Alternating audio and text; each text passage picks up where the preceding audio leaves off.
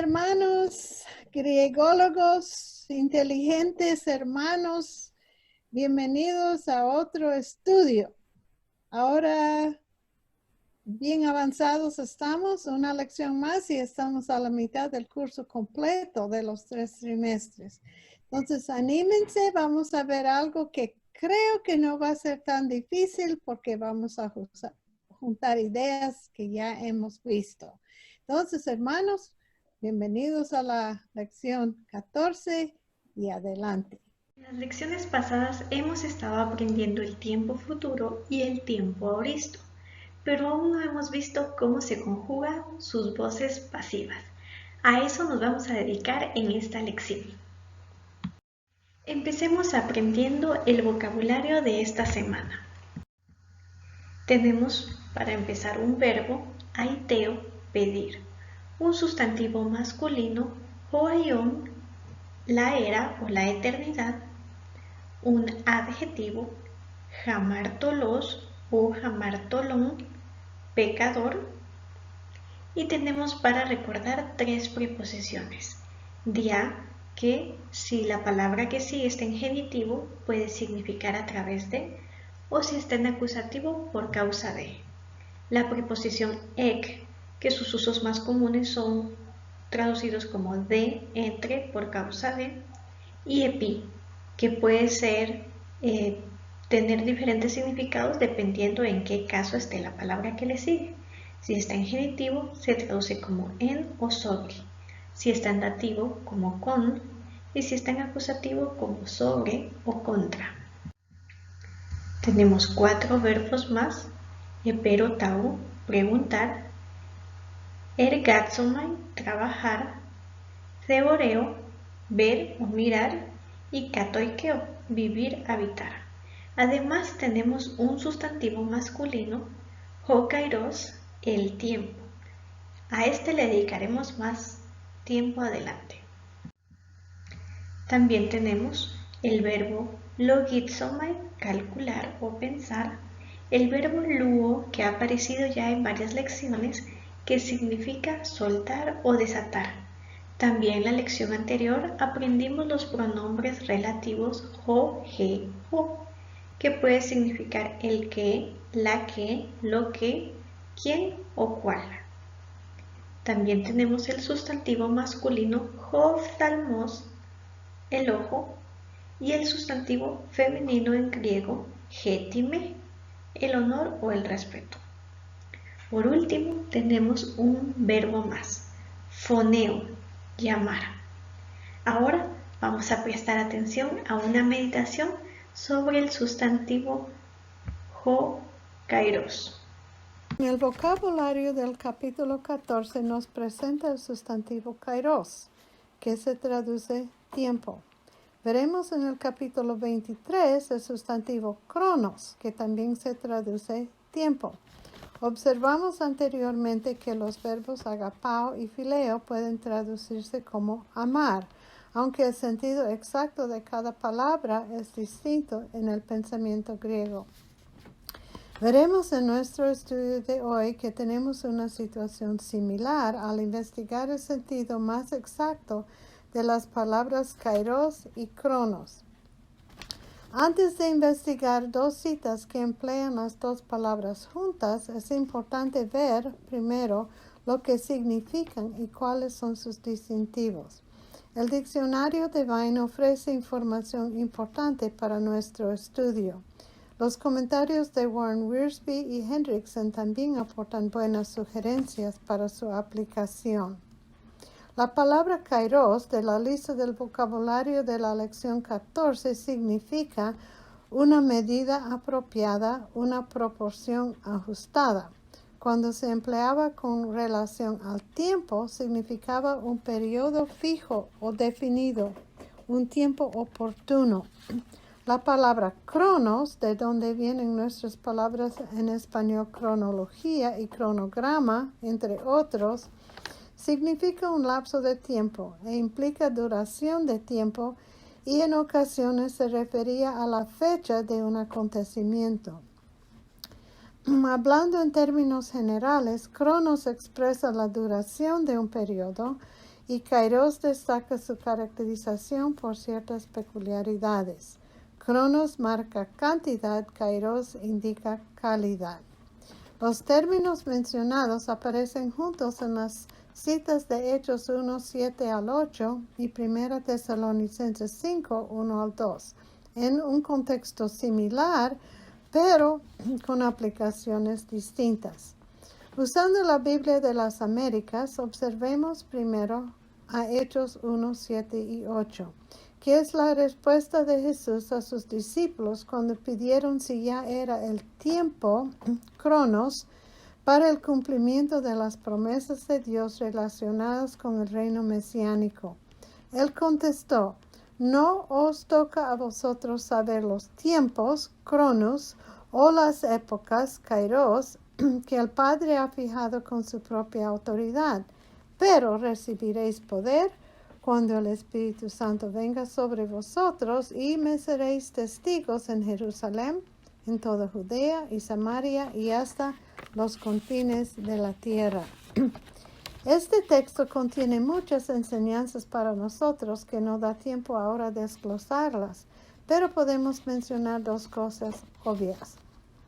Primero, Dios está en control y tiene estipulados los tiempos cronológicos y los eventos de las distintas épocas que sucederán antes del retorno de Cristo, con el propósito de cumplir con todas las promesas de Dios para Israel y para el mundo. Segundo, los discípulos y seguidores de Cristo tenemos el poder del Espíritu Santo para cumplir la tarea que nos encomendó hasta que Él regrese. La tarea de ser sus testigos hasta los confines de la tierra. También cuando, usando la Biblia de las Américas, veamos la respuesta de Pablo a los hermanos de Tesalónica, cuando le hicieron una pregunta similar a la que había hecho los discípulos a Jesús.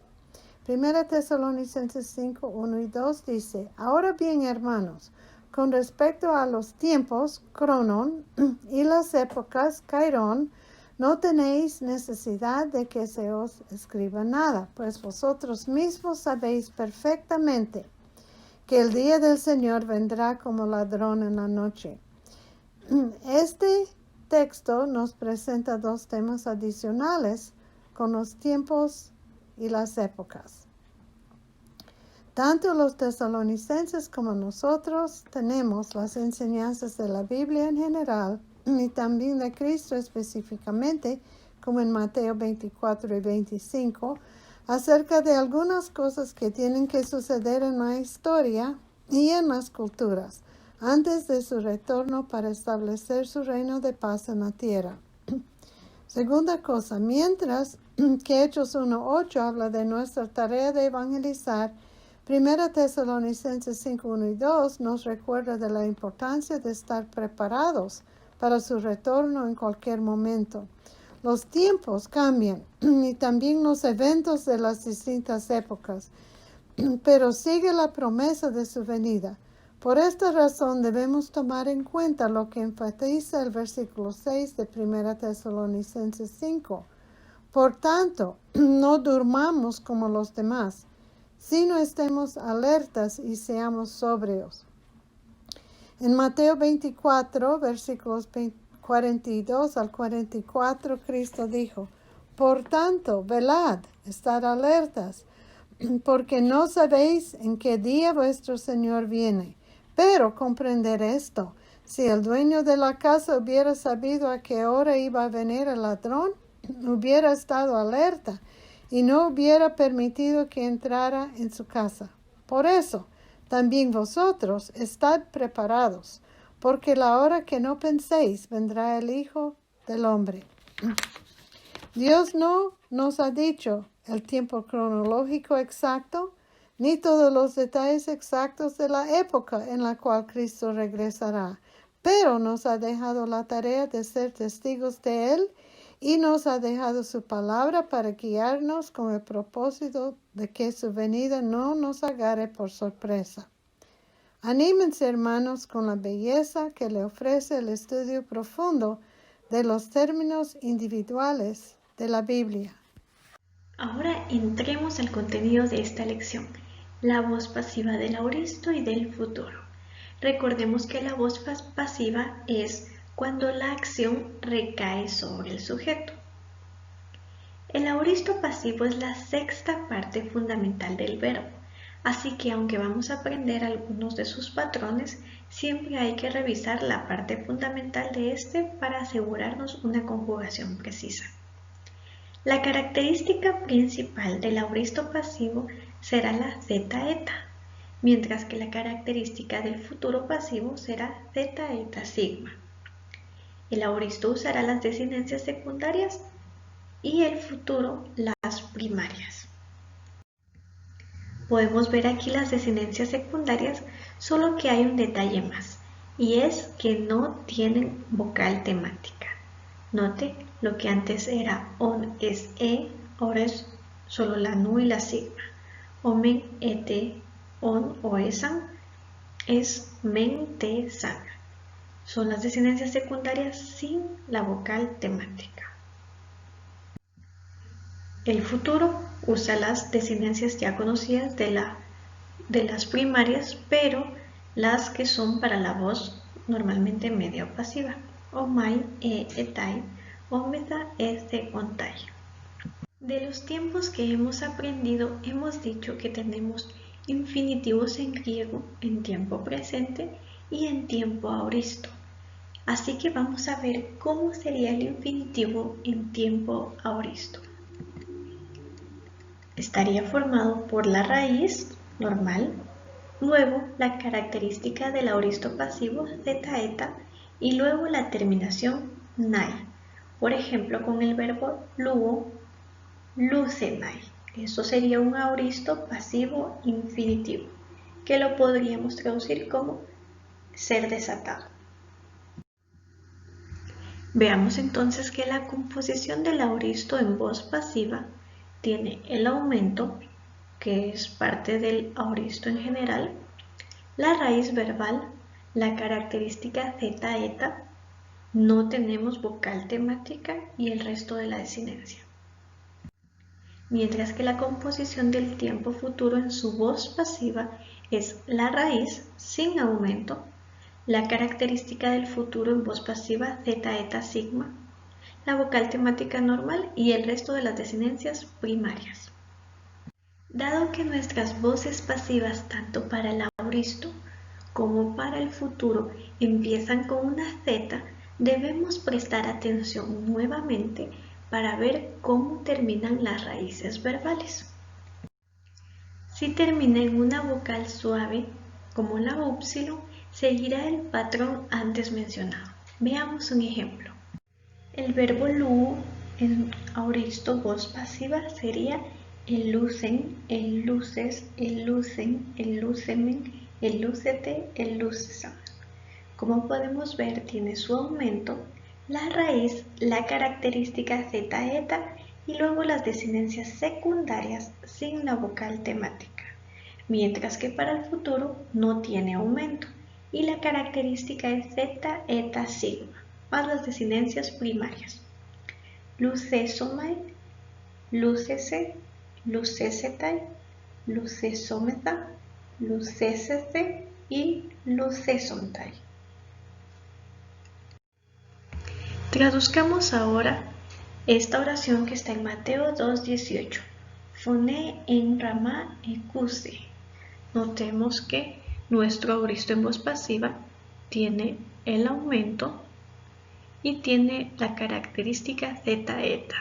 Esta tiene una sigma también, que como hemos dicho, las formas fundamentales pueden tener algunas otras variaciones. Foné es voz o sonido, por lo que la oración es una voz en Ramá fue oída o fue oída una voz en Ramá. Notemos que está en voz pasiva, fue oída. Si en cambio nuestra raíz termina en una vocal fuerte, es decir, si es un verbo contracto, sucederá lo que ha pasado en las lecciones anteriores. Veamos un ejemplo que lo aclarará. La leo. Lo que ha sucedido es que nuestra épsilon se ha alargado y ahora tenemos una eta, tanto en el aoristo como en el futuro. Por lo que nuestro aoristo en voz pasiva es el alesen, aumento, raíz con la vocal alargada y la característica zeta eta más las desinencias sin vocal temática. El futuro en voz pasiva es sin aumento, la lesesomai. Podemos ver que tiene la raíz con la vocal alargada, la característica zeta eta sigma más las desinencias primarias. Recordemos que los verbos contractos alargan sus vocales de esta forma. Si es alfa, se alarga a eta. Si es épsilon, también se alarga a eta. Y si es una ómicron, se alarga a una omega. Traduzcamos esta oración que aparece en Juan 21:14 para ejemplificarlo. Tuto de triton, efanerose, Jesús tois macetais. Notemos que aquí tenemos otro aoristo. Lo sabemos porque tiene el aumento más la característica del aoristo pasivo zeta eta y observemos que la ómicron de fanero se ha alargado a una omega. Todavía en esta lección no hemos aprendido qué significa ede ni tritón. Ede es ya un adverbio y tritón tercera. En esta ocasión se traducirá como tercera vez. La traducción es entonces, esta ya es la tercera vez que, y ahora sí nuestro verbo, fue manifestado, voz pasiva, Jesús a sus discípulos. Le podríamos dar un orden como esta ya es la tercera vez que Jesús fue manifestado a sus discípulos. Traduzcamos esta oración que aparece en Mateo 5:4. Makarioi hoi pensuntes hoi autoi paraklethesontai. Tenemos aquí ahora un futuro. Lo sabemos porque no hay aumento y en cambio tenemos la característica zeta, eta, sigma, más las desinencias primarias, de las cuales forma parte ontai. Makarioi es una palabra que aún no hemos aprendido que significa dichosos o bienaventurados. Hoipensuntes también es una palabra que no hemos aprendido que significa los que sufren. La traducción queda entonces, dichosos los que sufren, porque ellos serán consolados. Voz pasiva, tiempo futuro, serán consolados. Si nuestra raíz verbal termina en consonante muda, sucederá como antes que al unirse a la característica, en este caso que empieza con Z, se convertirá en una nueva letra. Veamos qué patrón va a seguir.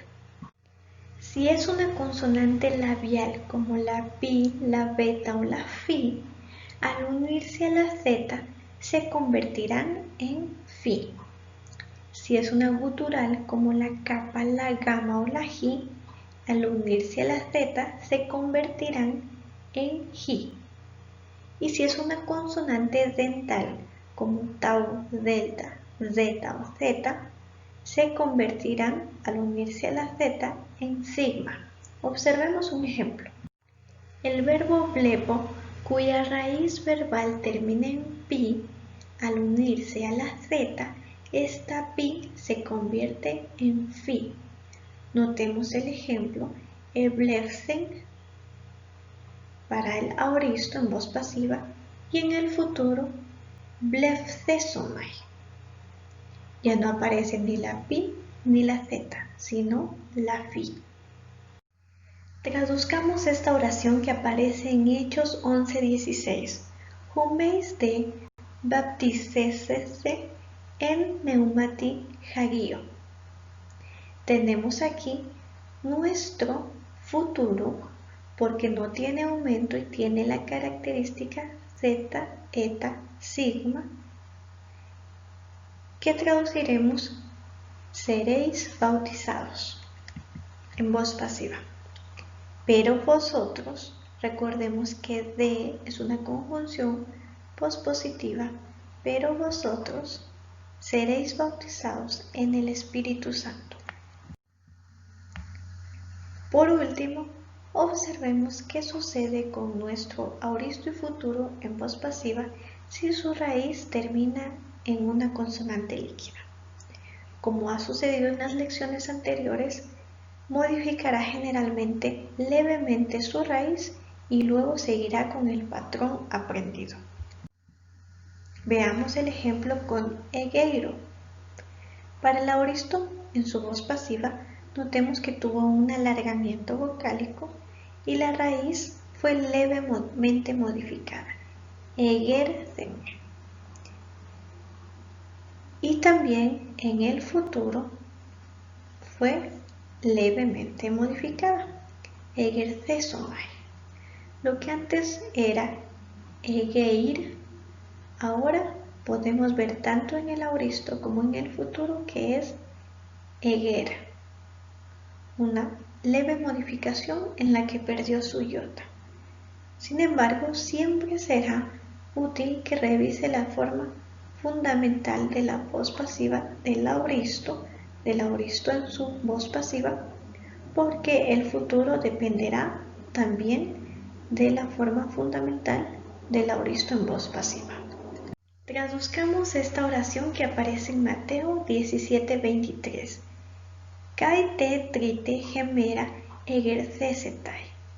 Tenemos aquí un futuro de egeiro porque podemos ver la característica zeta, eta, sigma del futuro en voz pasiva. Por lo que la traducción queda, y al tercer día será levantado. Traduzcamos por último esta oración que aparece en Lucas 4:4. Kai apekrice prosauton ho Jesús. Apekrice viene de apokrinomai. Y como es deponente, también en esta voz pasiva será deponente y lo traduciremos como voz pasiva. Y respondió a él Jesús.